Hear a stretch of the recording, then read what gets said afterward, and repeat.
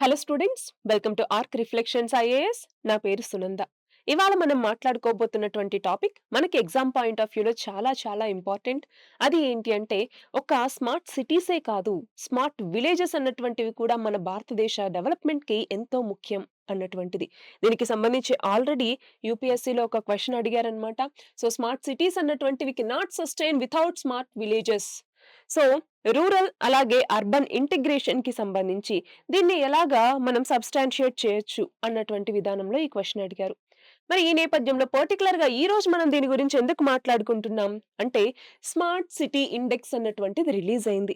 ఎవరు దీన్ని రిలీజ్ చేశారు? IMD, international institute for management development అన్నటువంటిది. మరి ఈ ఇండెక్స్ ప్రకారం చూస్తే టాప్ 20లో మన భారతదేశానికి సంబంధించినటువంటి ఒక్క సిటీ కూడా లేదు. మనం చూస్తే ఢిల్లీ ఇందులో 104వ పొజిషన్‌లో ఉంది. అలాగే ముంబై వచ్చేసరికి 106వ పొజిషన్, హైదరాబాద్ 109, బెంగుళూరు వచ్చేసరికి 110 స్థానాల్లో ఉన్నాయి. సో దీని ద్వారా మనకి తెలిసిందేంటి అంటే, మనము స్మార్ట్ సిటీస్‌ని అభివృద్ధి చేయటమే కాదు, స్మార్ట్ మరియు ఇంటెలిజెంట్ విలేజెస్‌ని కూడా అభివృద్ధి చేయాల్సినటువంటి అవసరం ఉంది అని చెప్పేసి. మరి ఈ ఇండెక్స్‌కి సంబంధించి చూస్తే చూడండి. అసలు స్మార్ట్ సిటీ అంటే ఏంటి?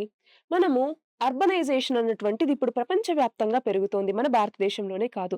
సో, అర్బనైజేషన్ పెరుగుతూ ఉన్నటువంటి నేపథ్యంలో మనకేవైతే సవాళ్లున్నాయో వాటిని తగ్గించటానికి మనం టెక్నాలజీని డెవలప్ చేసుకుంటూ, ఆ టెక్నాలాజికల్ బెనిఫిట్స్‌ని మనం తీసుకోవటం. సో, దాన్ని సింపుల్‌గా స్మార్ట్ సిటీ అనేసి పిలుస్తూ ఉంటాము.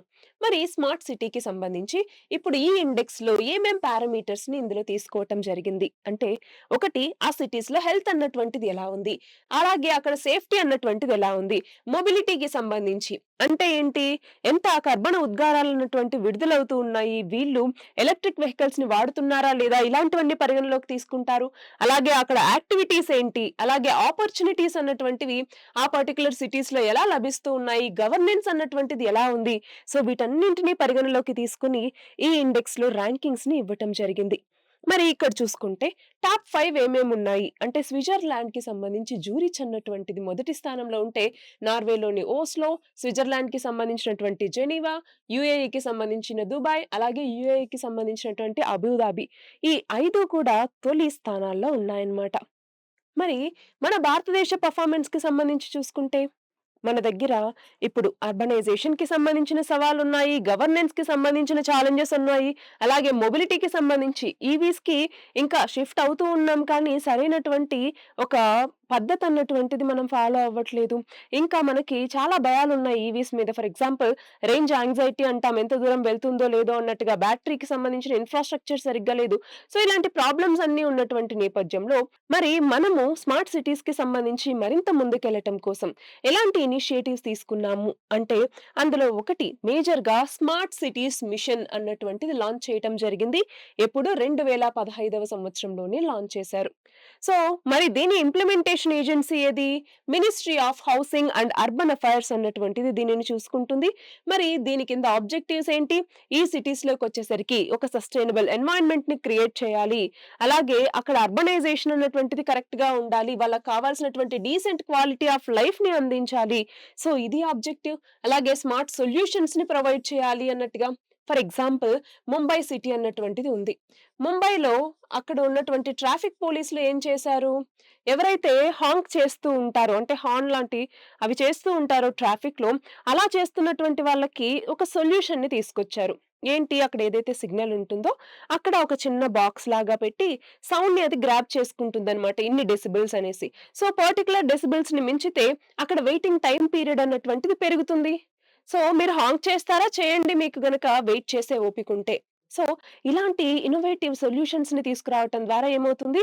అక్కడ ఆ నాయిస్ పొల్యూషన్స్‌ని కొంతవరకు కూడా తగ్గించొచ్చు. సో, అలాంటి ఇన్నోవేటివ్ సొల్యూషన్స్ కావచ్చు. అలాగే రెప్లికబుల్ మోడల్స్ అంటే ఏంటి? ఫర్ ఎగ్జాంపుల్ ఒక పర్టిక్యులర్ స్మార్ట్ సిటీలో ఏవైతే ఇన్నోవేటివ్‌గా చేసినటువంటి ప్రయత్నాలుంటాయో, అవి సఫలమైనప్పుడు వేరే సిటీస్‌లో వాటిని ఇంప్లిమెంట్ చేయటం.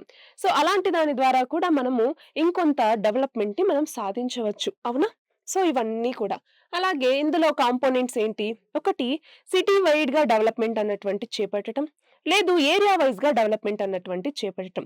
ఫర్ ఎగ్జాంపుల్ ఆల్రెడీ ఉన్నటువంటి ఇన్‌ఫ్రాస్ట్రక్చర్‌ని మళ్ళీ రెట్రోఫిట్ చేసి వాడుకోవటం కావచ్చు. ఆల్రెడీ ఏవైతే బిల్డింగ్స్, హౌసెస్ ఉంటాయో వాటిని మోడర్నైజ్ చేయటం కావచ్చు. లేదంటే గ్రీన్ ఫీల్డ్ అంటే కొత్తగా అక్కడ హౌసెస్ నిర్మాణం కావచ్చు. అలాగే మిగతా ఇన్‌ఫ్రాస్ట్రక్చర్ నిర్మాణం కావచ్చు. ఇలాంటివన్నీ చేపట్టడం. సో, ఇలా వివిధ పద్ధతుల్లో మనకి స్మార్ట్ సిటీస్‌ని అభివృద్ధి చేయటం జరుగుతుంది. అయితే ఇక్కడ మనం గమనించాల్సిందేంటి? స్మార్ట్ సిటీస్ నుంచి స్మార్ట్ విలేజెస్‌కి మనం వెళ్ళాల్సిన అవసరం ఉంది. అంతేనా? స్మార్ట్ విలేజెస్ అంటే ఏంటి? ఇప్పుడు ఏదైతే ఈ టెక్నాలజీ ఉందో దాన్ని విలేజెస్‌లో కూడా ఇంటిగ్రేట్ చేయటం. సో, అలా ఇంటిగ్రేట్ చేస్తే ఏమవుతుంది మనకి విలేజెస్ నుంచి కూడా మనకి ప్రొడక్టివిటీ అన్నటువంటిది పెరుగుతుంది. అక్కడున్నటువంటి చాలా ప్రాబ్లమ్స్‌కి సొల్యూషన్ అన్నటువంటిది లభిస్తుంది. మరి ఎలా ఇంటిగ్రేట్ చేయవచ్చు? ఫర్ ఎగ్జాంపుల్ చూడండి. డిజిటల్ గవర్నెన్స్‌ని తీసుకురావటం. అలాగే ఈ సర్వీసెస్‌ని ప్రొవైడ్ చేయటం. సో, మనకి మీ సేవ, ఈ సేవ ఇలాంటివి చాలా ఉన్నాయా? సో, అలా ఈ సర్వీసెస్‌ని రూరల్ ఏరియాస్‌లో ఉన్నటువంటి వాళ్ళకి అందించటం. అలాగే రెన్యూయబుల్ ఎనర్జీని ప్రోత్సహించటం. ఫర్ ఎగ్జాంపుల్ సోలార్ పంప్స్ అన్నటువంటివి కావచ్చు. అట్లానే మనం చూస్తే ఎలక్ట్రిసిటీకి సంబంధించి సోలార్ పవర్‌ని వాడుకోవటం కావచ్చు. ఇవన్నీ కూడా. అలానే ఎఫిషియెంట్ వాటర్ మరియు వాటర్ మేనేజ్‌మెంట్, వేస్ట్ మేనేజ్‌మెంట్ అన్నటువంటివి చేపట్టటం. సో, ఇక్కడేమవుతుంది వాటర్‌కి సంబంధించి సెన్సార్స్‌ని యూజ్ చేయటం కావచ్చు. ఆ వేస్ట్ మేనేజ్‌మెంట్ పద్ధతులన్నటువంటివి వాడటం, బయోడిగ్రేడబుల్‌గా మనం వాటిని వాడుకోవటం కావచ్చు. అలాగే వేస్ట్ టు ఎనర్జీ ప్లాంట్స్‌ని నెలకొల్పి అక్కడ వేస్ట్ మేనేజ్‌మెంట్ చేయటం కావచ్చు. ఇలాంటియి చాలా ఇన్నోవేటివ్‌గా చేయొచ్చు. అలాగే స్మార్ట్ అగ్రికల్చర్ అంటే ఇందాక చెప్పుకున్నట్టుగా పెస్ట్ మేనేజ్‌మెంట్ కావచ్చు, డ్రోన్స్‌ని మనకి వాడడం కావచ్చు, సెన్సార్స్‌ని వాడి మనకి వాటర్‌ని కొంత ఎఫిషియెంట్‌గా వాడుకోవటం కావచ్చు, డ్రిప్ ఇరిగేషన్ లాంటివి కావచ్చు. సో, ఇలాంటివన్నీ కూడా ఇక్కడ మనం వాడుకోవచ్చు. అలానే టెలిమెడిసిన్ ఫర్ ఎగ్జాంపుల్ ఈ సంజీవని ఇలాంటి యాప్స్ ఉన్నాయి. వాటిని రూరల్ ఏరియాస్‌కి కూడా మరింతగా ఇంటిగ్రేట్ చేయటం, వాళ్ళలో అవేర్‌నెస్‌ని కల్పించటం. అలాగే మనకి ప్రధానమంత్రి జన ఔషధి పరియోజన అన్నటువంటిదుంది. దీని కింద జనౌషధి కేంద్రాస్‌ని ఏర్పాటు చేస్తారు. సో, జనరిక్ మందులన్నటువంటివి మనకి క్వాలిటీతో మనకు కావాల్సినటువంటి తక్కువ ప్రైసెస్‌లోనే అందుతాయి. వాటి నుంచి సైడ్ ఎఫెక్ట్స్ అన్నటువంటివి ఉండవు అన్నట్టుగా ప్రజలకి అవేర్‌నెస్ కల్పించటం, వాటిని వాడేలాగా చేయటం, అలాగే ఈ ఎడ్యుకేషన్, ఆన్‌లైన్ ఎడ్యుకేషన్‌ని అందించటం. సో, ఇవన్నీ చేయటం ద్వారా మనము విలేజెస్‌ని స్మార్ట్ విలేజెస్‌గా మార్చవచ్చు. సో, మనకి స్మార్ట్ సిటీసే కాదు, స్మార్ట్ విలేజెస్ అన్నటువంటివి కూడా మన దేశ ఎకానమీకి చాలా చాలా ఇంపార్టెంట్. మరి ఇక్కడ ఎగ్జాంపుల్స్ గనక చూసుకుంటే, ఇండోర్ అన్నటువంటిది స్మార్ట్ సిటీకి సంబంధించి చూసుకుంటే మనకి ఏళ్ల తరబడి ఇది స్వచ్ఛ సర్వేక్షణ్ ర్యాంకింగ్స్‌లో మొదటి స్థానంలో ఉంటుంది. సో, ఇక్కడ ఏం చేస్తూ ఉన్నారు, ఆ చెత్తను తీసుకెళ్ళేటటువంటి ట్రక్స్ ఏవైతే ఉంటాయో వాటికి జీపీఎస్ ట్రాకింగ్ పెట్టటం. సో, వేస్ట్ మేనేజ్‌మెంట్ అన్నటువంటిది ఎఫిషియెంట్‌గా ఇక్కడ చేస్తూ ఉన్నారనమాట. ఇదొకటి. రెండవది ఈ స్మార్ట్ విలేజెస్‌కి సంబంధించి రీసెంట్‌గా మహారాష్ట్ర అన్నటువంటిది ఒక విలేజ్‌ని స్మార్ట్ మరియు ఇంటెలిజెంట్ విలేజ్‌గా అనౌన్స్ చేయటం జరిగింది. అదే సత్నావారి అన్నటువంటి విలేజ్. చాలా చాలా ఇంపార్టెంట్. మన కేస్ స్టడీస్‌లో కూడా దీన్ని మనం యూజ్ చేసుకోవచ్చనమాట. సో, ఈ సత్నావారి విలేజ్‌లో ఏం చేశారు, వైఫై ఎనేబుల్డ్ క్లాస్ రూమ్స్ అన్నటువంటివి తీసుకురావటం. వాళ్ళకి అక్కడ ఇన్‌ఫ్రాస్ట్రక్చర్‌ని క్రియేట్ చేయటం. స్ట్రీట్ లైట్స్ అన్నటువంటివి సోలార్ పవర్‌తోని తీసుకురావటం. డ్రిప్ ఇరిగేషన్ టెక్నిక్స్ అన్నటువంటివి వాడటం. సో, ఇలాంటి పద్ధతులన్నీ తీసుకురావటం ద్వారా అక్కడ రూరల్ అర్బన్ మైగ్రేషన్ అన్నటువంటిది కొంతవరకు తగ్గింది. సో, రూరల్ ఏరియాస్‌లోనే ఇప్పుడు అన్నీ దొరుకుతున్నాయన్నప్పుడు మైగ్రేషన్ అన్నటువంటిది అర్బన్ ఏరియాస్‌కి వెళ్ళటం తగ్గుతుంది కదా! సో, ఇది కూడా మనకి one of the major requirement అన్నమాట. రూరల్ అర్బన్ డివైడ్‌ని తగ్గించటానికి. సో, సింపుల్‌గా చెప్పాలి అంటే అసలు ఈ స్మార్ట్ సిటీ ఇండెక్స్ అంటే ఏంటి? ఎవరిచ్చారు? ఇందులో టాప్ 5 స్థానాలేంటి? మన భారతదేశానికి సంబంధించినటువంటి సిటీస్ ఏ పొజిషన్‌లో ఉన్నాయి? అలాగే ఈ స్మార్ట్ సిటీ మిషన్ ఏదైతే ఉందో, ఆ స్మార్ట్ సిటీ మిషన్‌ని ఎప్పుడు తీసుకొచ్చారు? దీని ఆబ్జెక్టివ్స్ ఏంటి? దీని ప్రిన్సిపల్స్ ఏంటి? దీని కాంపోనెంట్స్ ఏంటి? అన్నటువంటిది మనం తెలుసుకోవాలి. అలాగే ఈ స్మార్ట్ సిటీ మిషన్ యొక్క ప్రోగ్రెస్ అన్నటువంటిది ఎలా ఉంది? ఇందులో వస్తున్నటువంటి ఛాలెంజెస్ ఏంటి? ఔట్‌కమ్స్ ఏంటి? ఏమన్నా బెస్ట్ ప్రాక్టీసెస్ ఉన్నాయా? అన్నటువంటిది తీసుకోవాలి. అలాగే స్మార్ట్ విలేజెస్. ఇందాక మనం చెప్పుకున్నటువంటి సత్నావారి అన్నటువంటి దాన్ని దీనికి ఎగ్జాంపుల్‌గా చెప్పుకొని, అక్కడ ఎలా డెవలప్ చేశారు? సో, దాన్ని రోల్ మోడల్‌గా తీసుకొని మిగతా విలేజెస్‌ని కూడా ఎలా డెవలప్ చేయవచ్చు? దాని ద్వారా అర్బన్, రూరల్ డివైడ్‌ని ఎంతవరకు తగ్గించవచ్చు అన్నటువంటిది మనం నేర్చుకోవాలి. అలాగే బ్రాడర్ లింక్ అన్నమాట. అంటే ఏంటి? ఈ అర్బన్, రూరల్ ఇంటిగ్రేషన్ అన్నటువంటిది ఎలా చేయాలి? రెండింటి మధ్య ఆ డివైడ్‌ని ఎలా తగ్గించాలి? అలాగే మైగ్రేషన్‌ని ఎలా రెడ్యూస్ చేయాలి? అర్బన్ టు రూరల్ మైగ్రేషన్‌ని ఎలా రెడ్యూస్ చేయాలి? అలాగే డిజిటల్ ఇంక్లూజన్‌ని ఎలా తీసుకురావాలి? సస్టైనబుల్ డెవలప్‌మెంట్‌ని ఎలా విలేజెస్‌లో తీసుకురావాలి?